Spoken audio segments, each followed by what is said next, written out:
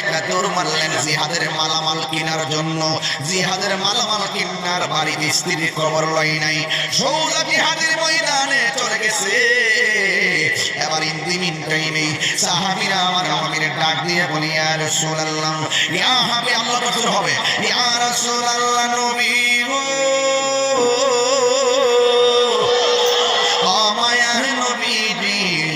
আপনার সাহাবী সালাবা বিয়ের কেনাকাটা করে নাই, না কিন্না হাইয়া আলাল জিহাদ শুননা জিহাদের ময়দানে চলে গেছে।